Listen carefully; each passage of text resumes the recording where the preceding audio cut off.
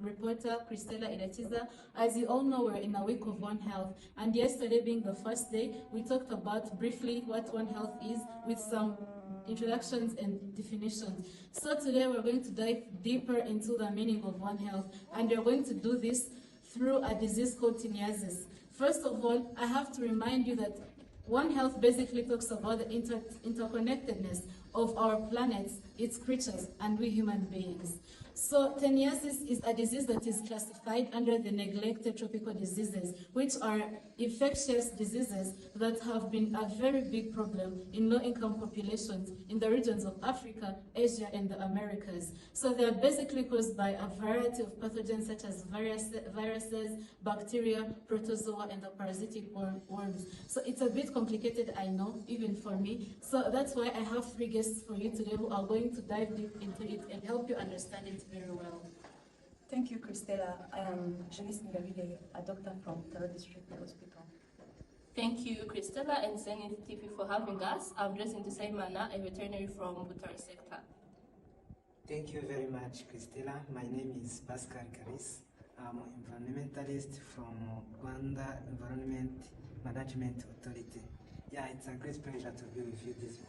It's always a pleasure to host such amazing people. Our TV is so glad that you guys are here. So before we do anything bigger, we're going to first watch a short video of a farmer who is an international that works here in Rwanda. He does piggery in Rwanda. So let's watch it and then you guys will come back and you give me insights on what you think. It's Zenith again. I'm your reporter, Christella Iratiza. I'm here in Kabyaza village with an international farmer who practices piggery here in Rwanda. I'll let him introduce himself to you. Good morning, Madam Reporter. My name is David. I'm from West Africa, Liberia. I moved to Rwanda 3 years ago before the COVID, and I came here to do pig farming because I know that the economy here is very good in pig farming. So you say the economy is good, but are you also aware of some of the effects or the consequences or the bad sides of piggery, like a disease called tinnitus? Tinnitus, you know, as a pig farmer here, we go through several steps. But for tinnitus, I know that tinnitus is a disease in pigs that affects pigs. So that's why the Rwanda government has, gave us the chance that after 2 days when our pigs give birth, they are vaccinated for such diseases so that they can be affected by them. Thank you, David. But are you also aware that it can affect people? Tinnitus? Yeah. Yes, tinnitus. People? Yes. I'm not aware. I know that it is a disease for pigs. Pigs is a pig sickness. Okay, so you guys already know that there is an interconnection between animals and human beings, where we also find that this disease affects people. But then some of our farmers in Rwanda here are not aware of that. So I think we still have a long way to go. Thank you for watching the video with us, and from the video you can clearly see that there is a lot to learn. So can we start from the beginning? Tell people watching the TV what is more about tinnitus? Thank you so much, Christella. So the problem you just saw that people don't know tinnitus is really true even in our sector of Butaro. The problem is that people don't understand tinnitus, how it affects pigs, how it goes to humans, which is where we are going to learn from the beginning and learn the animal component in the life cycle of Taenia. So tinnitus is a disease that is caused by a parasite, Taenia, and so the way this parasite gets into pigs is that sometimes pigs feed on contaminated food or water that they contain eggs of Taenia.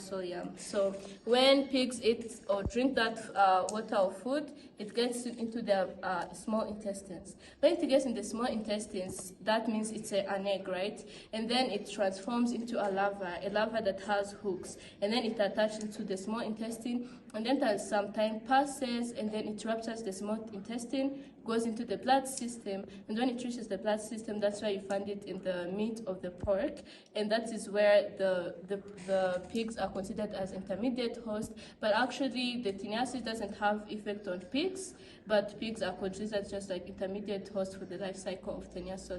Yeah. Thank you, Jocelyn, for your enlightening speech. But then, so if it's in pigs, how does it get to reach in the body of a human being? So let's hear more from Dr. Janice. Thank you. Thank you, Christella. Thank you, Jocelyn, for that information. I want to stress more on a human component. If we are talking about One Health, it comprises of all things. But first of all, in Rwanda, teniasis is not more prevalent. We have only 1.4%. As you understand, it's not that much. But you know the reason why we have 1.4? It's because of lack of research. There's no research. We didn't conduct enough researches on teniasis. So as she said, pigs are the intermediate host. But you know what's amazing? Humans are the primary and definitive host of this teniasis. As you know, this teniasis lives in the intestine. As some of you know, like Justin knows, yeah, not all people know, yeah, right? Yeah, so it lives in the intestines of humans, and as it gets to be added, it lays some eggs, it produces eggs, and those eggs are passed through the feces. And if some people go to defecate in the forest, in other places that are not toilet, as you understand, some pigs will come and feed on their feces, you understand? Or maybe lane water, we wash the feces into the water bodies, and the animals will get infected. So this is to mean that we as human, we again gain the infection through the eating and well-cooked pork, you understand, or other meat, or eating, or just drinking those water from the other contaminated water bodies. Thank you. Thank you, Dr. Janice. So you've been saying bits of the environment, but then I also had this thing about the research, and then you said did you say some of the symptoms, or, yeah? Yeah, Christella, you know, the symptoms are this. We have digestive problems, and as you understand, it lives in the intestine. This means that there are some digestive problems, like a loss of appetite, stomachache, as you understand. Not only digestive problem, we also have the neurological problems. This teniasia can migrate from intestine to the brain, where it can cause like seizures and other neurological signs. Okay, so with those symptoms, where do the people even get, I mean, how can they contract the disease? Did it come directly from the pigs through air, or how do they contract the disease? Let me clarify this. I said it before, but maybe let me clarify it. We get this parasite through eating unwell-cooked pork.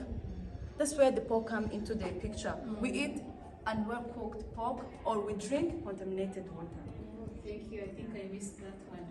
So to move on, it's a One Health concept. Like, where is the environmental component? Where is it? Like, I'm only hearing the human and the animals. Thank you, Christella. As my fellow colleagues said, we have seen that the development of 10 years is not belong in one place or in one sector.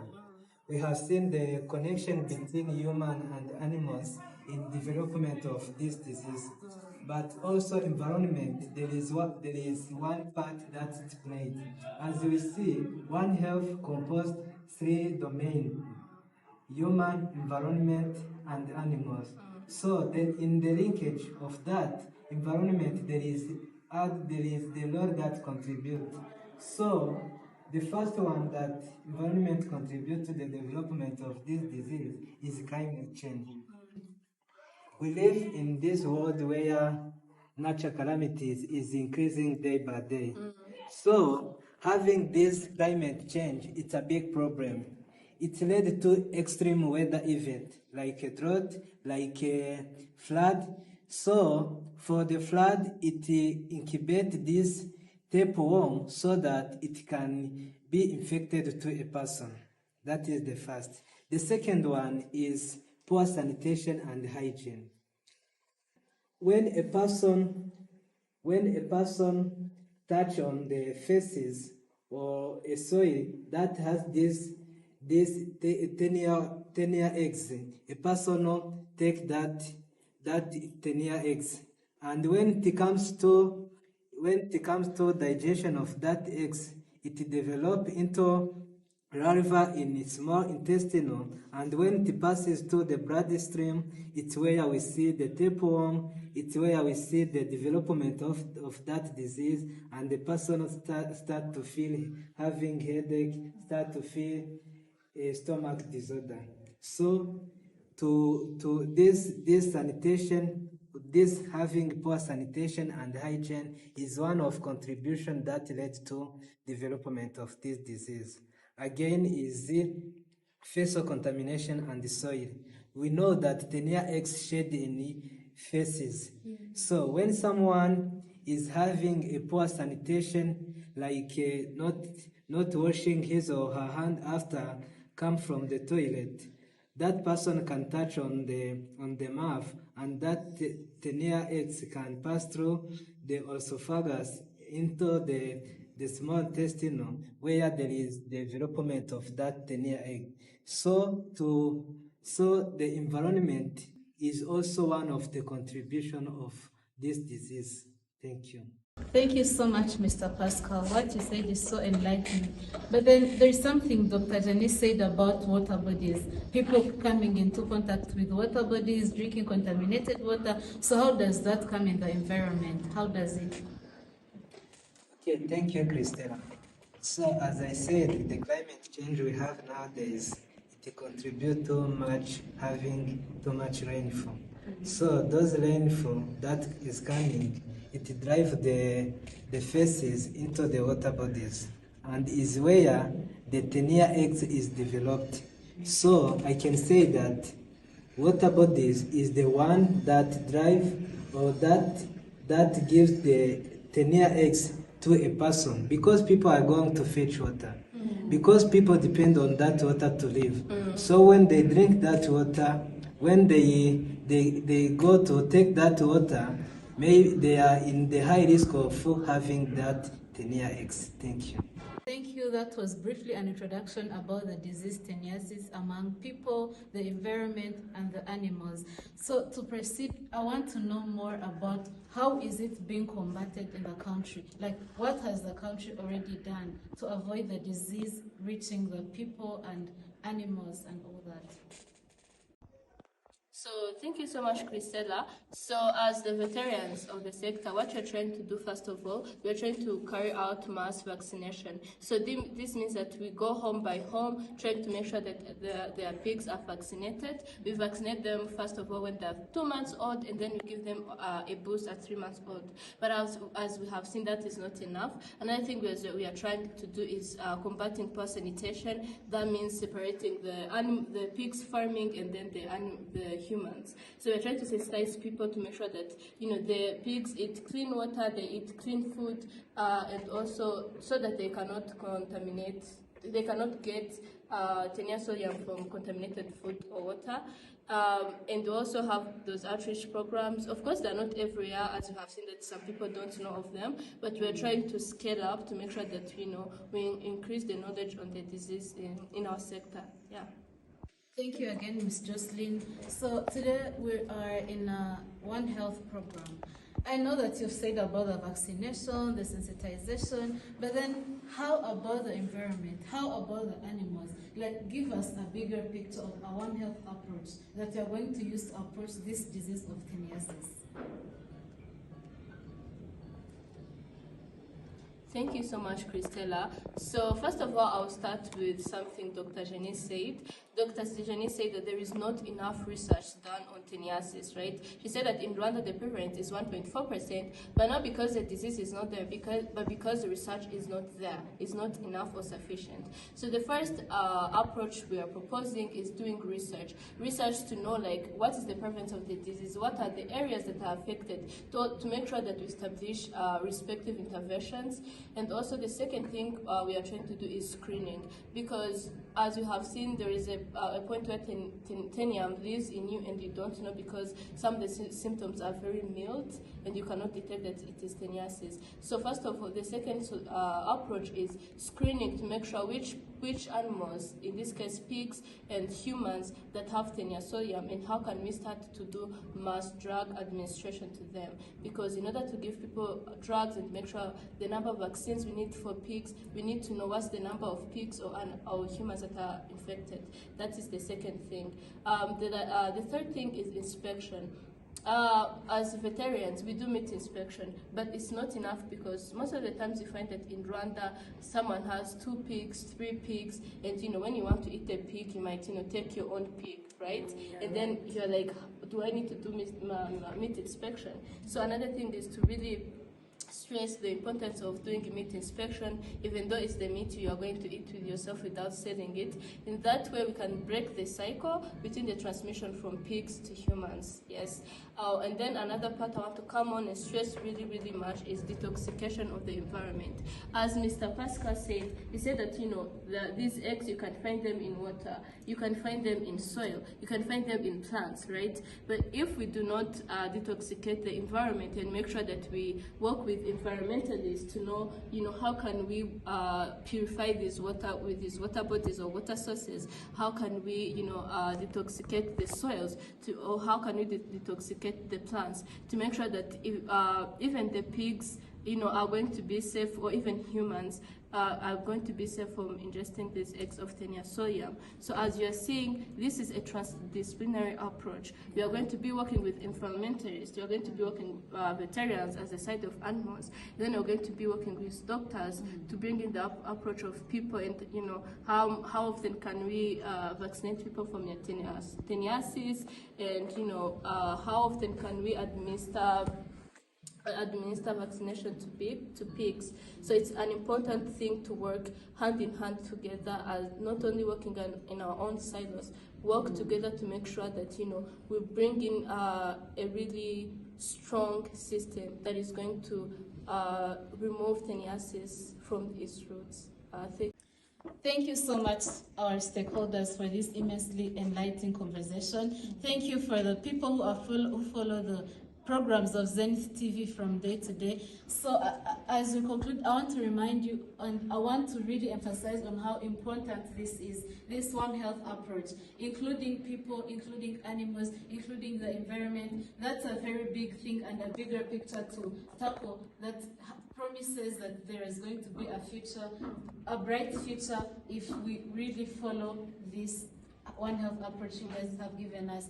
We really hope that in the future there won't be any teniasis among the people. So may you please tell people something. Thank you, Christella, for having us. It was a pleasure to be here, and we thank all the audiences, all the people that they have. We hope that they have learned a lot. My name is Shanice Ngabide, a doctor from Taro Hospital. Thank you.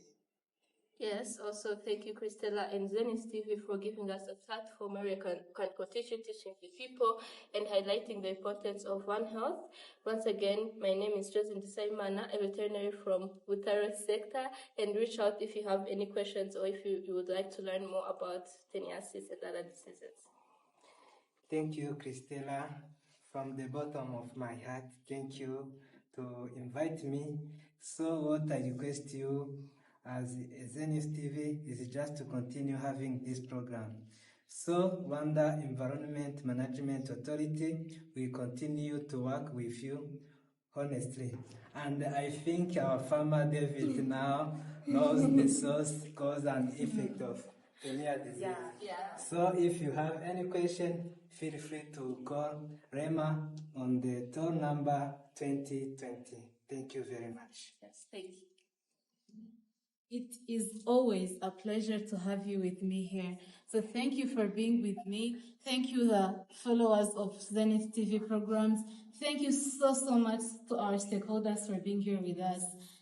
I'm still your reporter, Christella Irachiza. Stay tuned with the next programs of Zenith TV.